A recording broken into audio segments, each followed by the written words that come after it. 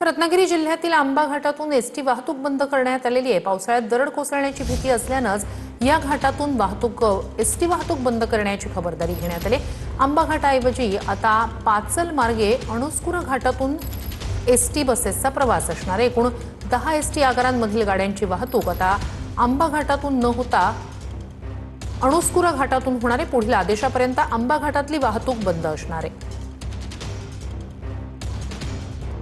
आंबा घाटातूनही आता एसटी वाहतूक जी आहे ती बंद करण्यात आलेली पाहायला मिळते।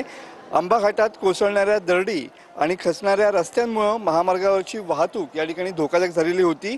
आंबा घाटाऐवजी आता ओणी पाचल मार्गे अणुस्कुरा घाटातून आता एसटी बस जे आहेत त्या जाणार आहेत।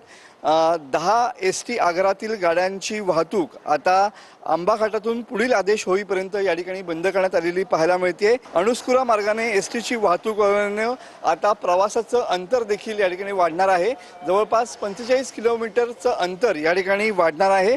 त्यामुळे आता प्रवाशांना जादा रक्कम देखील मोजावी लागणार आहे। मात्र पुढील आदेश येईपर्यंत म्हणजे अनिश्चित काळासाठी एसटीची वाहतूक आता आंबा घाटातून देखील बंद करण्यात आलेली पाहायला मिळते। कॅमेरामन समीत गजनेसह मी मनोज लेले, TV9 मराठी।